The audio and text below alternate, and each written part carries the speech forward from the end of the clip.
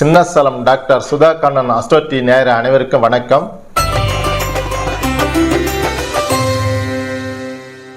குரோதி வருடம் 2024 ஆவணி மாதம் பலன். மேசராசிக்கு 2ஆம் இடத்துல ராசியாதிபதி ரிஷபத்திலே குரு பகவான் கூட சேர்ந்து இருப்பதனால் அவருக்கு நல்ல யோகமான காலம். குடும்பத்திற்கோ குடும்பத்தை சார்ந்தவருக்கோ பொருளாதாரத்துக்கோ பணவரவுக்கோ அருமையான ராசி ஆகும். அதனால் அது செப்டம்பர் 1ஆம் தேதி வரலையும் ஒரு வீடு வாகனம் நிலம் வண்டி வாகனம் எது செய்யினாலும் செப்டம்பர் 1ஆம் தேதிக்குள்ளே செஞ்சுக்கிட்டா அருமையாக இருக்கும். ஒரு வீடு விற்கணும், ஒரு நிலம் விற்கணும், அந்த 1ஆம் தேதிக்கு மேலே விற்கக்கூடிய யோகம் அருமையான காலம். 3ஆம் இடத்துல செவ்வாய் போகும்போது அது விற்கிறதுக்கு அருமையான காலம். ஏதாவது விற்க முடியாதவங்களுக்கு விற்கிறதுக்கு அது ஏற்ற காலமான ஆயிடும். அதேமாரி சுக்கிர பகவானும் இப்போ 5ஆம் இடத்துல அவர் சூரியன் கூட வலுவாக நல்ல அமைப்பு நல்லா இருக்குது. அதேமாரி அந்த செப்டம்பர் 1ஆம் தேதி அவங்களுக்கு அதுக்கு முன்னாடி ஒரு வீடு கட்ட ஆரம்பிச்சிடலாம். ஒரு பொருள் வாங்கணுமா, வண்டி வாங்கணுமா, இடம் வாங்கணுமா, எது வேணாலும் செய்யலாம். வேணாம் செப்டம்பர் 1ஆம் தேதிக்கு மேலே இந்த 15 நாளைக்குள்ளே, இந்த செப்டம்பர் 1ஆம் தேதி 15 நாளைக்குள்ளே எது வேணாலும் செஞ்சலாம். செப்டம்பர் 1ஆம் தேதிக்கு மேலே அவரை 2ஆம் அதிபதி கன்னியில் ரிஷபத்தில் அவர் நீச்சமாகறாரு. அதனால் எந்த ஒரு காரியம் செஞ்சாலும் அவங்களுக்கு தடுங்கல் வரும். அந்த தடுங்கல் அந்தந்த ஒரு மாதம் கழித்து பிற்பாடு அப்புறமேட்டு ஏதாச்சும் அந்த கண்ணிலிருந்து சுக்கிரபகவான் மாறின பிற்பாடு எது செஞ்சாலும் செஞ்சுக்கலாம். வேணாம் செப்டம்பர் 1ஆம் தேதிக்கு மேலே செய்யணுன்னா கொஞ்சம் பார்த்து செய்யணும். முன்னாடி செய்யணும்னா எதை வேணாலும் சிறப்பாக செஞ்சிடலாம். ரிஷபராசிக்கு குரு பகவான் இருக்கிறனால ஜென்ம குருன்றது கொஞ்சம் அலைச்சலாக இருக்கும். அதேமாதிரி 12ஆம் அதிபதி ரிஷபத்திலே இருக்குது. அதனால் கொஞ்சம் அலைச்சல் விரயங்கள் இது எல்லாமே வரும். அதனால் கொஞ்சம் பார்த்து இதாக இருக்கணும். அதேமாதிரி 5ஆம் இடத்துல கேது பண்ணுறாங்க. அவங்களுடைய பூர்வீக சொத்தில் ஏதாச்சும் கொஞ்சம் பிரச்சனைகள், பூமி சார்ந்த பிரச்சனைகள், குழந்தைங்களுக்கு ஒரு ஒழுங்காக ஒரு நல்ல ஸ்கூல் கிடைக்காது, படிக்கிறதுக்கு கொஞ்சம் டல்லாக படிப்பாங்க. இவங்களே கொஞ்சம் மனசு ஒரு நிலை இல்லாத பல குழப்பங்களோடு இருப்பாங்க இந்த ரிஷபராசிக்காரர்களுக்கு. அதனால் 4ஆம் இடத்துல சூரியன் பகவான் சுக்கிர பகவான் இருக்கிறதுனால அது இந்த செப்டம்பர் 1ஆம் தேதி வரையிலும் இருக்கிறதுனால அவங்களுக்கு நல்லா இருக்கும். செப்டம்பர் 1க்கு மேலே கொஞ்சம் குழப்பங்கள், மன கஷ்டங்கள், பண பொருளாதாரத்தில் கொஞ்சம் இதாக இருக்கும். இப்போ மிதுன ராசிக்காரர்களுக்கு சூரிய பகவானுடன் புதன் இருக்கிறாரு. புதன் இருக்கிற 12ஆம் இடத்துல அவர் குரு பகவான் செவ்வாய் பகவான் இருக்காரு. அதனால் 11ஆம் அதிபதி 12ல் இருக்கிறாரு. எந்த ஒரு சுப விரைச்செலவு நல்லபடியாக பண்ணலாம். 10ஆம் அதிபதியும் 12 இருக்கிறதுனால ஒரு வெளிநாடு போகிறதுக்கோ ஒரு பொருளாதாரத்துக்கோ எந்த ஒரு சுபகாரிய செலவாக சுப செலவாக பண்ணிக்கணும். அவங்களுக்கு கடகராசிக்காரர்களுக்கு அஷ்டமச்சனி ஓடிட்டு இருக்குது. அந்த அஷ்டமச்சனி என்பது அவங்களுக்கு கடகராசி உலக மக்களுக்கு நிறையா பேர் கடகராசி லட்சக்கணக்கான கோடிக்கணக்கான பேர் இருக்கிறாங்க. அதில் கடகராசிக்காரர்களுக்கு நிறையா பேர் நல்லாவும் இருக்கிறாங்க, கஷ்டமும் படுறாங்க, மீடியமாகவும் இருக்கிறாங்க. என்ன காரணம்னா அந்த கடகராசிக்கு 8ஆம் இடத்துல சனி பகவான் சஞ்சரிக்கிறதுனால கும்பராசியில் இருக்கிறதுனால எல்லாரும் கடகராசிக்கு அஷ்டமச்சனி என பயந்துட்டு இருக்கிறாங்க. அதில் சில பேர் கஷ்டப்படுறாங்க, சில பேர் நல்லாவும் இருக்கிறாங்க. வேணாம் நல்லா இருக்கிறாங்கன்னு இருக்கிறாங்க, அவங்களுக்கு ஒரு மனசில் ஒரு பயமும் இருக்கும். அவங்கவுங்க வேலையை அன்றாட வேலையை அவங்க செஞ்சுக்கிட்டே இருக்கணும்.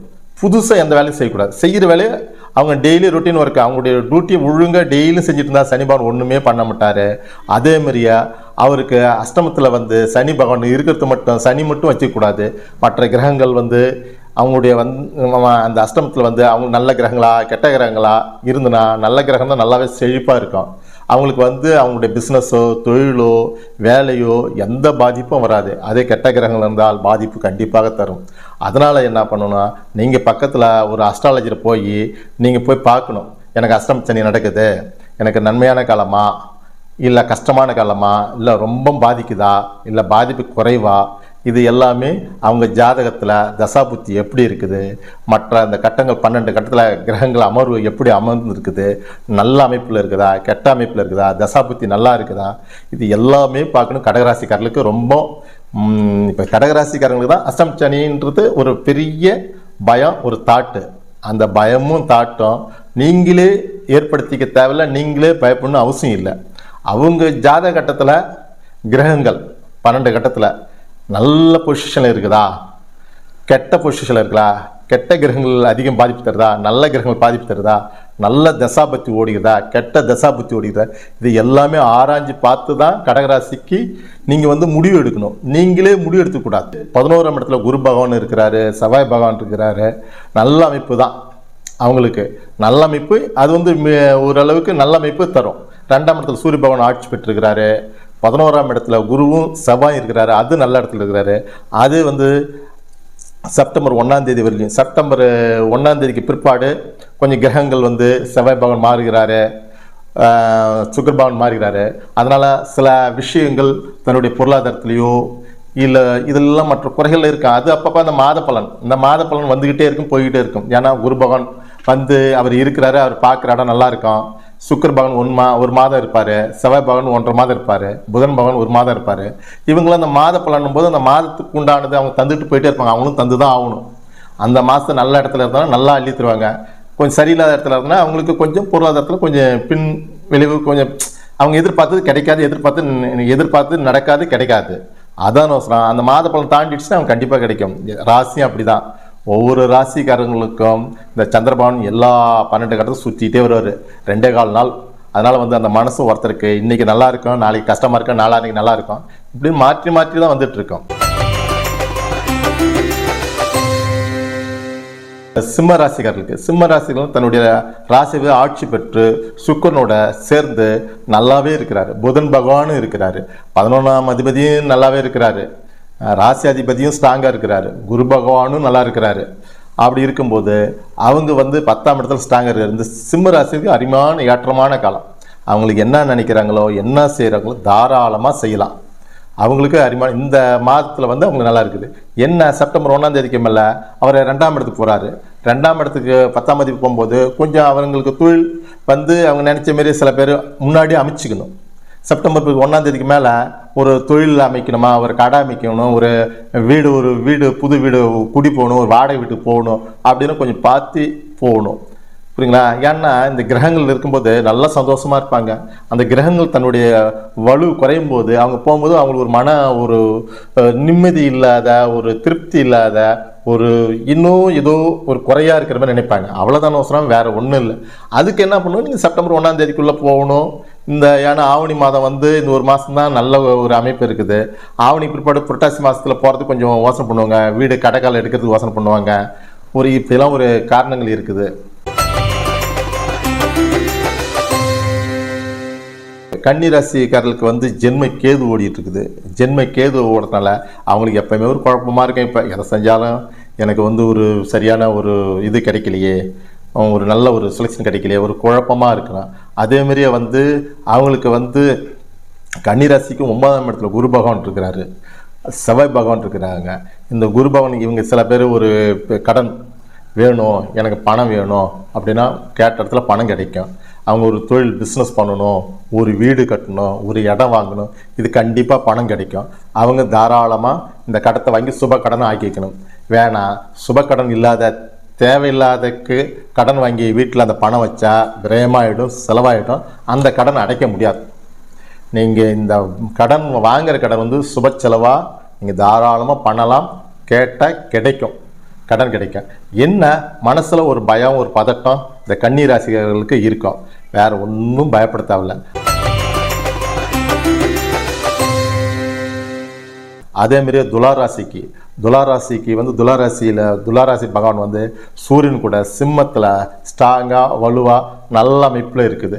அதனால் வந்து துளாராசிக்காரங்களுக்கு வந்து ஒரு லாபத்தை எதிர்பார்க்குறாங்களா, கண்டிப்பாக லாபம் கிடைக்கும். அவங்க என்னென்ன எதிர்பார்க்குறாங்களோ நான் சொன்ன மாரியா இந்த சிம்ம ராசிக்காரங்களுக்கும் ஒரு அமைப்பு அருமையான காலம், அதேமாரியே துளாராசிக்காரங்களுக்கும் ஒரு அமைப்பு நல்ல காலம். அவங்களுக்கு எதை நினைக்கிறாங்களோ அவங்களுக்கு இந்த மாதம் அருமையான மாதம் தான்.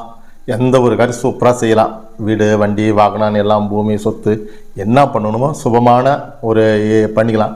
அதேமாதிரி செப்டம்பர் 1ஆம் தேதிக்கு பிற்பாடு ஒரு மாதத்துக்கு அவங்க எதையும் கொஞ்சம் எந்த ஒரு இதுவும் கொஞ்சம் பார்த்து செய்யணும். என்னென்னா அவங்க ஒரு இடம் பார்க்க போவாங்க, அவர் நினச்ச மாரி எனக்கு அந்த இடம் அமையலையே, நான் ஒரு வீடு வேலைக்கு வாங்கலான்னு போகிறேன், எனக்கு நினச்ச மாரி அந்த வீடு கிடைக்கலையே.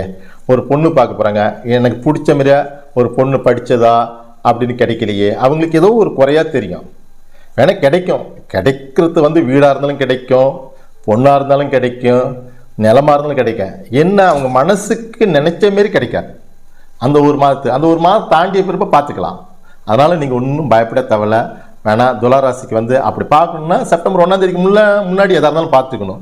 இல்லையா அந்த செப்டம்பர் முடிஞ்சு செப்டம்பர் மாதம் கழித்து ஒரு மாதம் கழித்து போகணும். ஆவணி போய் புரட்டாசி கழித்து பார்த்துக்கணும். துளாராசி இந்த பொசிஷனில் அவங்களுக்கு இருக்குது. இது நாங்கள் வந்து இது பொதுவான ஒரு ராசியினுடைய தன்மை, இன்னைக்குடைய கிரகங்கள் கோச்சார நிலைகள் வைத்து சொல்கிறோம். இது எல்லாருக்கும் இந்த எல்லா இப்போ சொல்லிக்கிற எல்லா ராசிக்கும் இப்படி தானே இல்லை. அவங்க ராசி ஒரு ஜாதகருக்கு ஒரு 12 கட்டங்கள் இருக்குது. 12 கட்டத்தில் கிரகங்கள் 9 கிரகங்கள் எப்படி உட்காந்துருக்குதுன்னு ஒரு பொசிஷன் இருக்குன்னு. அந்த பொசிஷன் நல்ல பொசிஷனில் உட்காந்துருக்குதா, கெட்ட பொசிஷனில் உட்காந்துருக்குதா, ஆட்சியாக வாங்கியிருக்கிறாங்களா, உச்சமாக வாங்கியிருக்குங்களா, இல்லை நீச்சமாக வாங்கியிருக்குங்களா, இல்லை திக்பலம் வாங்கியிருக்கிறாங்களா, இல்லை தசாபுத்தி எப்படி, இது எல்லாமே பார்க்கணும். விருச்சிக ராசிகர்களுக்கு அவங்க வந்து இப்போ வந்து அவருக்கு 7ஆம் இடத்துல தன்னுடைய ராசி அதிபதி இருக்கிறார், குரு பகவானோடு இருக்கிறார். அப்படி இருக்கும்போது இப்போ ஒரு கல்யாணம் மேரேஜ் பண்ணுறாங்களா, தாராளமாக மேரேஜ் பண்ணலாம். ஒரு பார்ட்னராக நல்ல பார்ட்னராக அமைவாங்க. அவங்களுக்கு ஒரு மனைவிக்கு ஒரு வேலை கிடைக்கணுமா, வேலை கிடைக்கும். அவங்களுக்கு வந்து இப்போ வந்து பூர்வ புண்ணியம் எந்த ஒரு விஷயம்னாலும் சரி அவங்க தாராளமாக செய்யலாம். அவங்களுக்கு வந்து விருச்சிக ராசிக்காரங்களுக்கு அருமையான காலகட்டம். அதேமாரியா 10ஆம் இடத்துல வந்து சூரியன் ஆட்சி வாங்கி உக்காந்துருக்கிறாரு. சூரியன் ஆட்சி வாங்கி உக்காந்துருக்கும் போது வேலை சம்மந்தமாக, பூமி சம்மந்தமாக, ஒரு தொழில் சம்மந்தமாக எதை செஞ்சாலும் தாராளமாக அவங்க செய்யலாம். அவங்களுக்கு செஞ்ச சிறப்பான ஆண்டுகளாம். விருச்சிக ராசிக்கு அருமையான காலம். ஒரு வெளியூர், வெளி மாநிலம், வெளிநாடு ஏதாவது போய் சேர்த்தா தாராளமாக செய்யலாம். இந்த விருச்சிக ராசிக்கும் அருமையான காலம்தான்.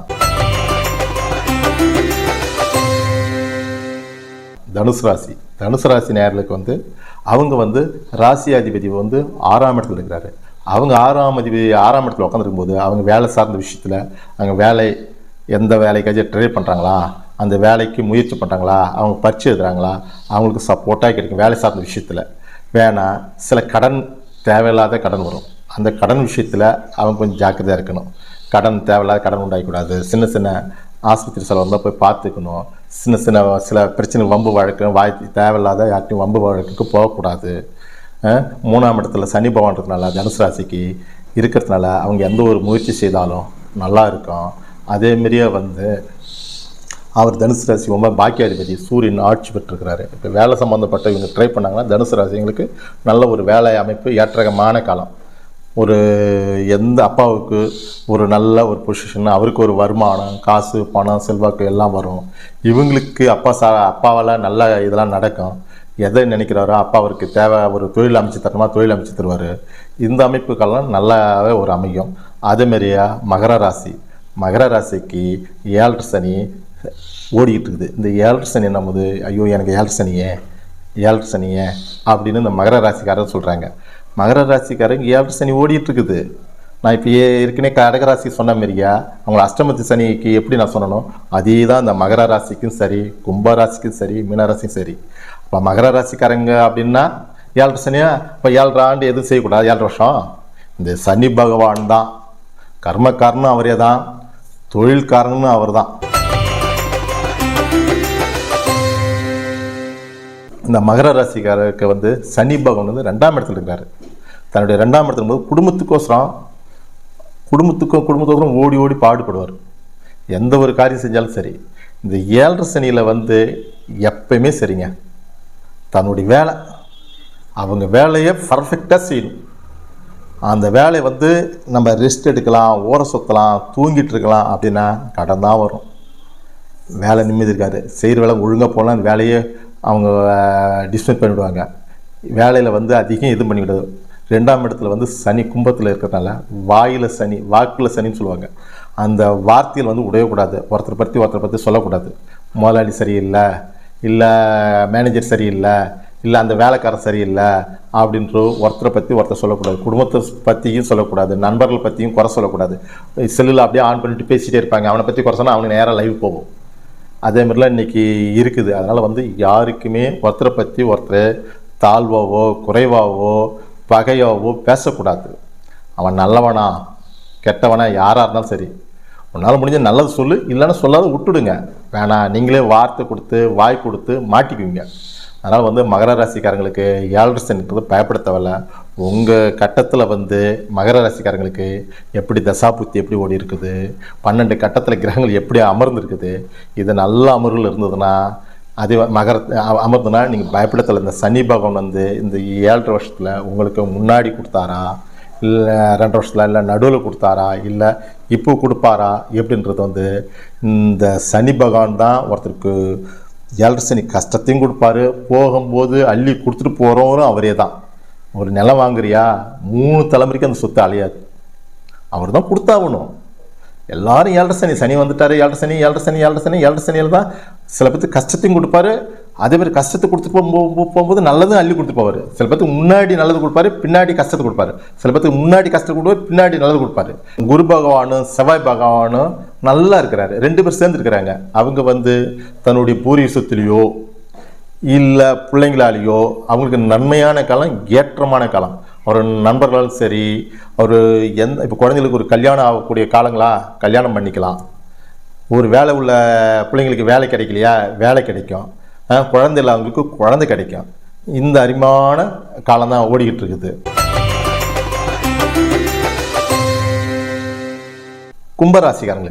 கும்பராசிங்களுக்கு ஜென்மசனி, 7 சனியில் ஜென்மசனி. ஜென்மசனின்றது என்ன பண்ணுன்னா ஒரு எப்பவுமே ஒரு வெயிட்டு தலையில் தூக்கி வச்ச மாதிரி ஒரு பாரமாக இருக்கும். அதனால் வந்து ஒன்றும் பயப்பட வேணாம். நீங்கள் அன்னன்னைக்கு ஒரு பிள்ளையாருக்கோ இல்லை ஒரு ஆஞ்சநேயருக்கோ ஒரு வெள்ளிக்கிழமை ஒரு சனிக்கிழமை அவங்க கோயிலில் வந்து ஒரு தீபம் போடலாம். தீபம் கூட போடணும் உங்களால் முடியல, செருப்பு கட்டி விட்டு ஒரு கையெடுத்து கும்பிட்டுட்டு போகிற வழியில் ஒரு பிள்ளையார் பார்க்குறீங்களா கும்பிட்டுட்டு போங்க, ஒரு ஆஞ்சநேயர் இருக்குதா கும்பிட்டுட்டு போங்க.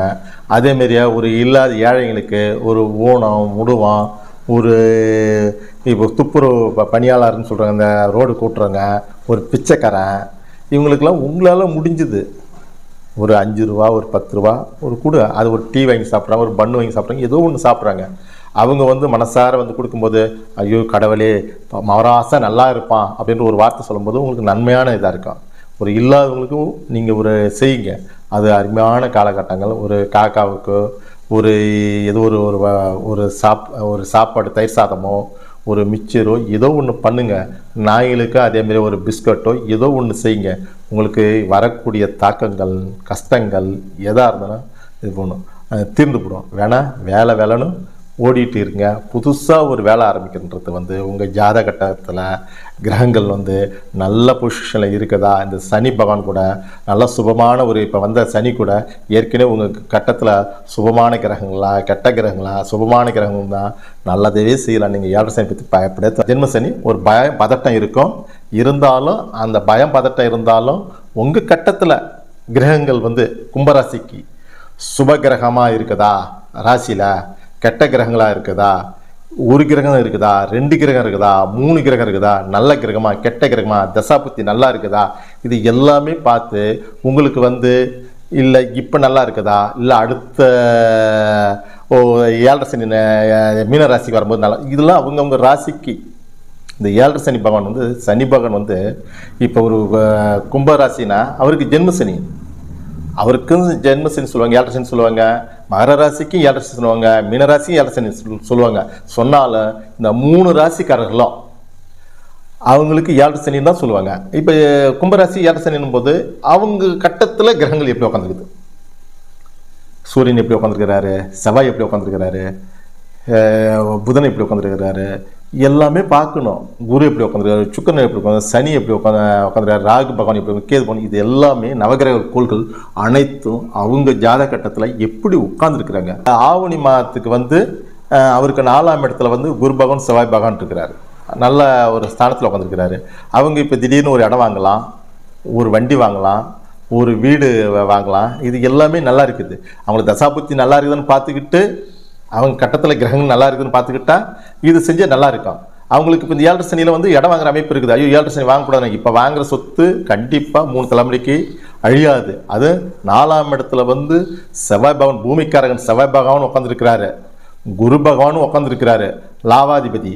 அவங்களோட கடன் கேட்டாலும் கடன் கிடைக்கும். அவருக்கு இடம் வாங்குறது நினைச்ச இடத்த நினைச்சு வாங்கலாம். அவங்களுக்கு அருமையான ஒரு வீடு கட்டினா வீடு கட்டலாம். இந்த சுப செலவும் அவங்க பண்ணிக்கலாம். இது நல்லாவே இருக்கும், பயப்பட தேவையில்லை. மீனராசிக்காரர்களுக்கா அவங்களுக்கு இப்போ 7 சனி இறைச்சனி ஸ்டார்ட் ஆகிடுச்சுன்னு சொல்லுவாங்க. அதேமாரி இப்போ எப்படி நான் மகர ராசிக்கு சொன்னனோ கும்பராசிக்கு சொன்னனோ அதேமாரி மீனராசிக்காரர்களுக்கு அதே தான். மீனராசிக்கு 3ஆம் இடத்துல குரு பகவான் லக்னாதி 3ஆம் இடத்துல இருக்கிறதுனாலையும் செவ்வாய் பகவான் அவரும் இருக்கிறதுனால எந்த ஒரு முயற்சி செய்தாலும் நல்லா இருக்கும். தகவல் தொடர்பு, செல், கம்ப்யூட்டர் இந்த சம்பந்தமான எந்த ஒரு தொழில் செய்கிறாங்களோ அவங்களுக்கு முன்னேற்றமான காலம்தான். அதே மாதிரியா 6ஆம் இடத்துல சூரிய பகவான் இருக்கிறாரு, சுக்கிர பகவான் இருக்கிறாரு. அவங்களுக்கு வந்து வேலை சார்ந்தது, அரசு சம்மந்தப்பட்டது முயற்சி பண்ணால் கண்டிப்பாக கிடைக்கும். அதில் மீனராசிக்காரர்களுக்கு ஒரு வெளிநாடு, வெளி மாநிலம், வெளியூர் போய் ஒரு தொழில் செய்யணுமா, இடம் விட்டு இடம் போய் நான் ஒரு தொழில் ஆரம்பிக்கலாமா, தாராளமாக ஆரம்பிக்கலாம், தாராளமாக செய்யலாம். இந்த அமைப்பெல்லாம் இருக்குது. என்ன இது வந்து இந்த ஆவணி மாத பலன். அதேமாரியா அவங்களுக்கு எந்த ஒரு முயற்சி செய்தாலும் இப்போ அவங்களுக்கு அருமையான ஆண்டு காலம் தான். நன்றி, வணக்கம்.